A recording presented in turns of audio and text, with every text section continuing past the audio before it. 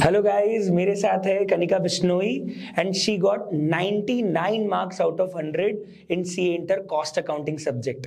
Congratulations Kanika. Thank you sir, thank you so much. Nice. So अब पिछली बार 100 में से 100, इस बार एक नंबर रह गया, तो एक नंबर का कुछ मलाल है आपको? नहीं कि सर, नहीं। एक नंबर का कोई मलाल नहीं है, मतलब आप जितना एक्सपेक्ट कर रहे थे उतने आ गए। Yes sir, yes. So paper जब हुआ था तब क्या लगा था कि कितना स्कोर होगा, या कुछ गलती हुई थी, या लिटरली कोई मिस्टेक नहीं की थी? नहीं सर, ये तो पता था कि 100 मार्क्स का पूरा अटेम्प्ट किया है और सही भी किया है, क्योंकि जो क्वेश्चंस थे वो बहुत सारे मतलब देखे हुए थे, वो सारे कुछ डिजिट्स का अंतर था लेकिन पैटर्न सेम था और प्रैक्टिस की वजह से वो सब चीज़ें याद थी एकदम।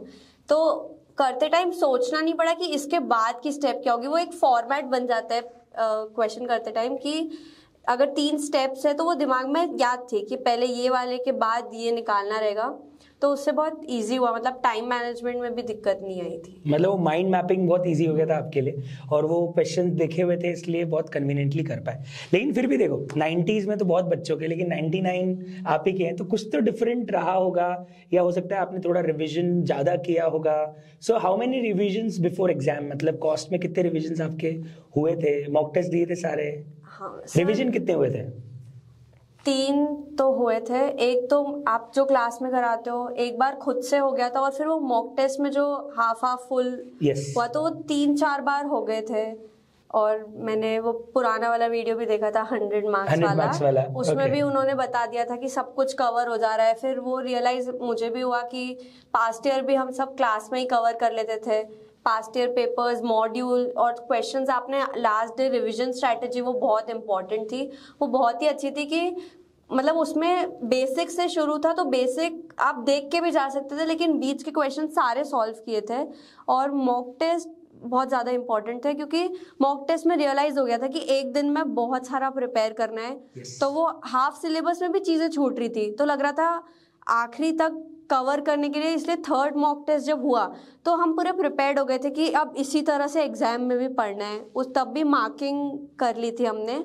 और बुक में भी मतलब शुरू में तो रिवीजन में मैंने बुक में मार्किंग्स नहीं करी थी, क्वेश्चन का क्रक्स भी नहीं लिखा था, ताकि मैं खुद करूँ तो मेरे को लॉजिकली समझ आ जाए।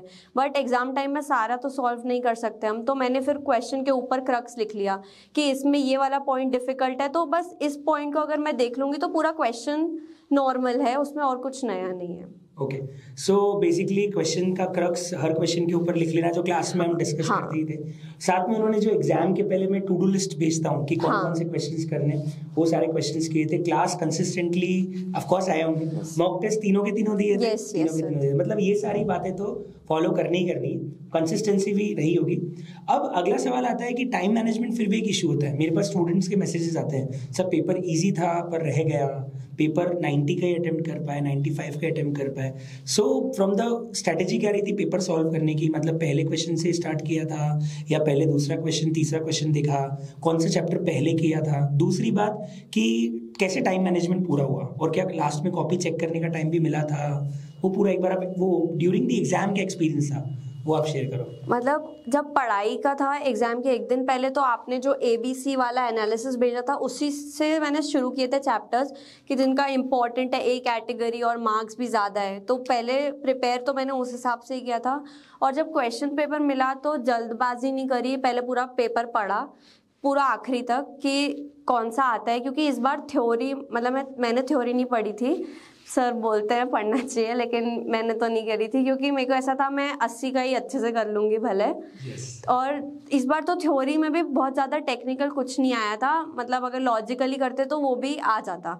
तो मैंने थ्योरी वाला भी पढ़ा, पूरा क्वेश्चन पढ़ा। फिर मैंने देखा कि मेरे को मतलब जो बड़े बड़े क्वेश्चन थे जिसमें ज़्यादा पॉइंट्स थे याद रखने के, जो माइंड मैपिंग घर से बनी हुई थी कि ये क्वेश्चन आएगा तो इसको 3 स्टेप में ऐसा सॉल्व करना है, तो पहले वो याद किया कि क्वेश्चन कौन सा अच्छे से बन रहा है। सीक्वेंसिंग फॉलो नहीं करी, जो पहले आया वो अच्छे से उसी को अटेम्प्ट किया, और जो नहीं आया उसके लिए स्पेसेस भी छोड़ी कहीं कहीं सब पार्ट्स के लिए। लेकिन हाँ, वापस पेपर चेक करने की जरूरत नहीं पड़ी, क्योंकि वो न्यूमेरिकल में फिर ऐसा हो जाता है कि कैलकुलेशन गलत होने लग जाते हैं, नर्वसनेस के उसमें, तो नहीं चेकिंग तो नहीं करी, बट एक बार में कॉन्फिडेंटली किया। मतलब ये स्ट्रेटेजी भी कारगर है कि आप चेक करने की जगह एक बार में कॉन्फिडेंटली कर लो, तो आपको वापस चेक करने की जरूरत नहीं पड़ेगी, क्योंकि उसमें एक प्रॉब्लम ही होती है कि चेक हम आखिरी के 10 मिनट में करते हैं और उस दौरान कुछ गड़बड़ हो भी गई तो टाइम ही नहीं मिलता है कि उसको वापस ठीक कर पाए। चक्कर ही होता है कि उस चक्कर में जो करा हुआ है वो वापस काट के वापस करने जितना समय तो वैसे भी होता ही नहीं है। तो बेटर कि यही है कि शुरू से ये डिसाइड करके चलो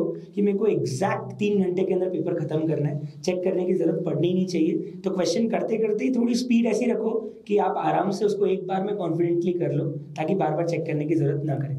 दूसरी इंपॉर्टेंट बात जो मैडम ने बोली वो ये है कि मैंने ये नहीं देखा कि पहला क्वेश्चन ही मुझे पहले करना है, तो उनको लगा कि ये क्वेश्चन नहीं आ रहा तो उन्होंने स्पेस छोड़ दी सब पार्ट्स की, और उन क्वेश्चन में जिनमें क्लियर कट दिख रहा था कि ये माइंड मैपिंग से कि 3 स्टेप पे क्वेश्चन हो जाएगा, उनको पहले कर लिया। फर्स्ट डे रिवीजन में जो स्ट्रेटजी हमने ए बी सी कैटेगरी की फॉलो की थी वो पूरी की पूरी उन्होंने फॉलो की है। सो कॉस्ट में 99 बहुत अच्छा स्कोर है। अब आगे का प्लान क्या है आपका कि बोथ ग्रुप तो क्लियर हो ही चुका है, अब इंदौर ही रुकना है कि मुंबई जाने का प्लान है? What are you thinking right now? अभी मुंबई जाने का तो कोई प्लान नहीं है, बट अभी थोड़ा कंसल्टिंग चल रहा है कि क्या अपॉर्चुनिटीज के हिसाब से। मैं भी रुकना, अभी जाना नहीं है, क्योंकि मैंने कुछ आपके लिए एक ऑनलाइन गिफ्ट ऑर्डर किया है। मैं बच्चों को हर बार ये प्रॉमिस करता हूँ कि अगर कोई 95 से ऊपर स्कोर करेगा तो मैं एक अच्छी सी ब्रांडेड वॉच उनको गिफ्ट करूंगा। तो मैंने आपके लिए ऑनलाइन ऑर्डर किया हुआ है। सो अभी अपन वापस मिलेंगे तो मैं आपको नेक्स्ट टाइम वो आ जाएगा डिलीवरी, तो मैं आपको डेफिनेटली दूंगा। बाकी this is the whole crux, कैसे आप कॉस्ट में स्कोर कर सकते हो। 100 आउट ऑफ 100 रिया राठौर ने भी यही सब बातें शेयर की थी। तो हम क्लास में module, past exam, RTP test, mock test ये सब देते हैं, तो उसके बाद आई थिंक कुछ रह जाता नहीं है जो कि ऐसे अलग से पूछ सकता है। That's why students are scoring that good marks. So उनकी बहुत मेहनत है, उन्होंने सारा सब्जेक्ट इतना सारा कुछ पढ़ा हुआ है, तभी वो लोग इतना अच्छा स्कोर कर पा रहे हैं। So congratulations again. Thank you sir, thank you. So अब वापस मिलते हैं फ्यूचर के अंदर। अब तो सीए बन के वापस मिठाई खिलाने आना ही है। Yes sir, thank you so much. Thank you sir.